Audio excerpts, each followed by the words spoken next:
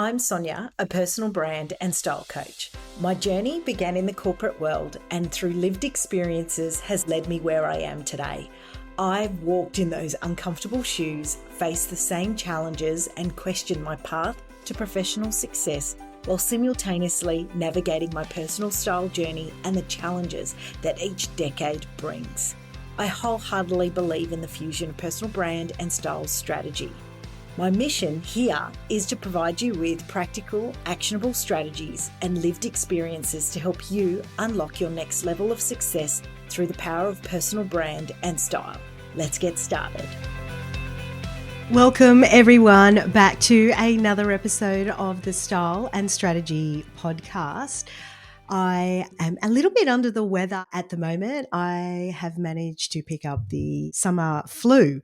Well, we're not even quite in summer yet, but I've managed to pick it up. And interestingly, I had a friend tell me, did you know you were sick with this same flu last year? So maybe that's a sign. Maybe that's telling me that A, I should get my flu shot, or B, it might be telling me that around this time of year, it hits that point where I really want to be able to clear out the decks, reinvent things, and get ready for that new 2025 or that new year. Either way, anyway, I am here and really excited to continuing this summer series that I am doing for you as we move in towards the end of the year here, which I'm still having a bit of a pinch me moment. I don't know about you, but I know for me, it feels like this year has absolutely flown by. And I think I say that even more every year. And yet I always say, I'm not going to say it this year, but I can't help it because it seriously has flown by. I think here for those of us in Australia, we always know that once Melbourne Cup weekend kind of comes and we shift really full steam ahead into the countdown to Christmas and, you know, trying to get into people's diaries to catch up and with friends and so forth is always starts to get a little bit harder and a bit of a challenge as well. But yeah, we are coming into that end of the year. And so what I promised this time round was that I'm doing these little bite-sized episodes, just picking up on some questions and queries that you have had and have asked me to run some episodes on with a few hints and tips and tricks. And so today's episode comes about from a conversation I had with a couple of clients who we were talking about summer wear in the office, and that actually sometimes it can be really hard because normally you might have a blazer or something like that, especially if you're client facing and it's just too hot. And so last week's episode, I covered off on some of the key recommendations around that. But the conversation that we had ended up this whole thing about sneakers in the office, yes, no, and sandals. Can I wear them? Yes, no. And so that sort of sparked today's episode. So I wanted to give you a few different options outside of your basic white sneaker or colourful sneaker if you can wear that sneaker into the office.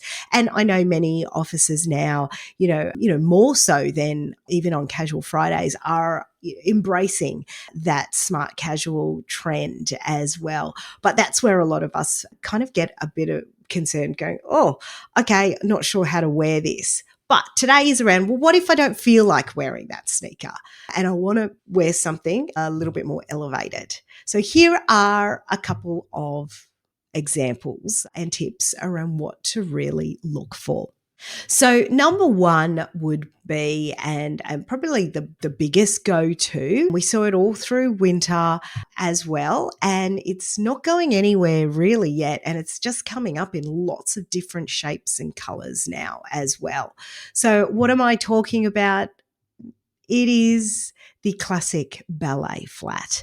Yes, it's come back with an absolute vengeance, and so many of us are happy to see it back because it gives you that opportunity to be really comfortable and still feel like your footwear is a little bit more put together. Now, don't get me wrong. You know, I love a sneaker, and probably a majority of the year I'm actually in a sneaker. However, the ballet flat would be that next go-to. And when I say ballet flat, I'm talking about that traditional curve, but there's so many different varieties out there, right? You've got your curved option, you've got your straight or point toe option as well.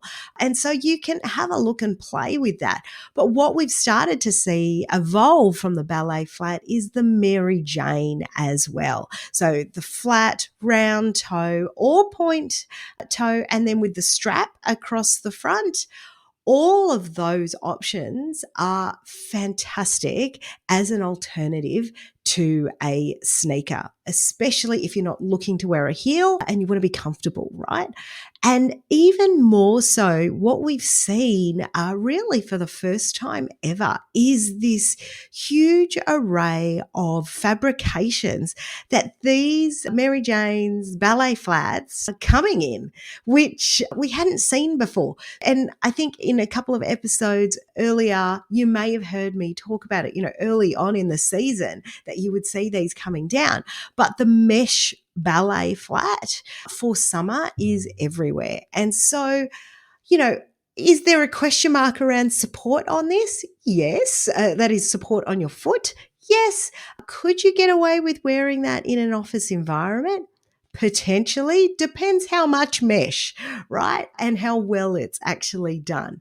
But, that is a great breathable option. Next is you've got like a sort of a straw-like or canvas style ballet flat as well for those who are more vegan conscious, that type of thing, or want that vegan option.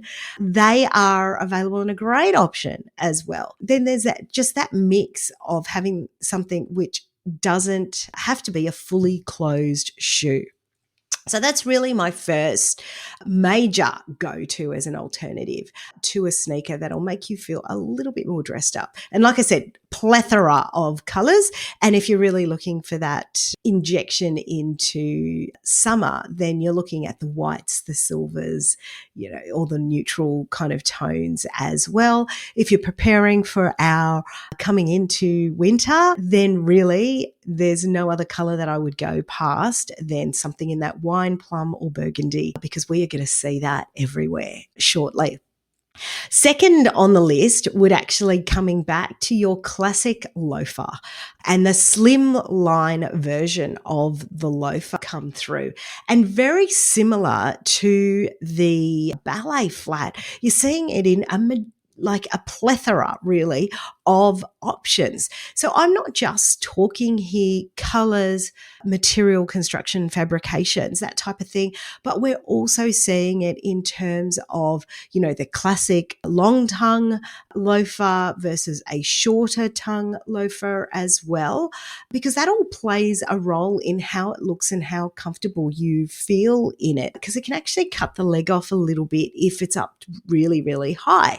But again, there you'll be able to select, again, that canvas style, the straw style to take you through the summer, a white leather, a neutral leather, all different colors around the sun. So that would be my absolute second option if you wanted to look to something else other than a sneaker. And then finally around this is the one that probably gets the greatest debate of all. It's the summer sandal.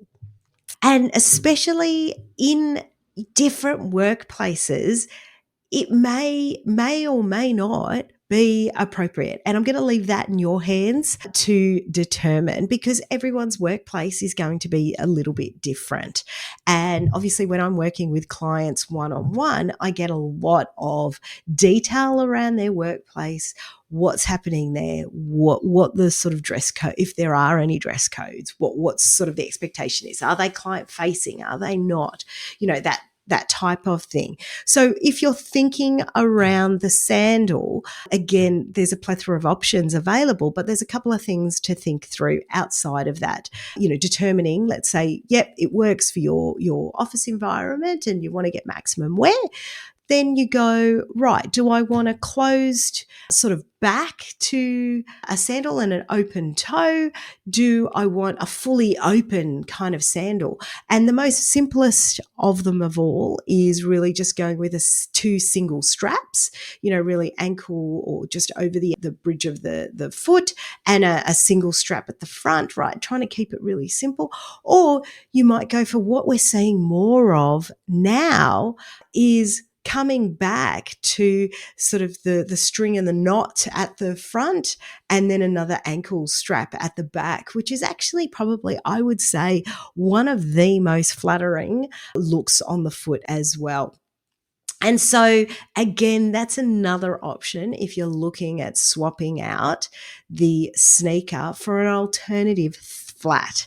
So I hope that you have got a bit out of that and starting to think through your options for shoes, and we'll look to apply one of those. So remember, you've got your Ballet Flats Mary Jane, B, you've got your loaf, and then you've got your sandal in a variety of different styles, fabrications as well.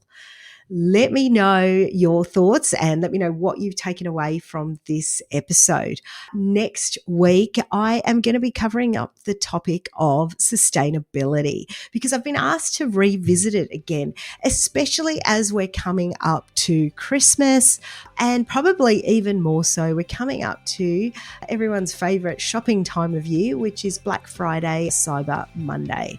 So stay tuned for that episode next week, and I'll take you through my tips and traps for that. Thank you so much for being part of this inspiring episode. If you found value in today's discussion, please don't keep it a secret. Share it with a friend on social media, tag me at Your Style Collective, and leave a review. Your support means the world. Join me again next week for another empowering episode of Style and Strategy, the Leadership Series. Thanks so much for tuning in. And remember, you're already taking that first step towards your transformation journey. See you next time.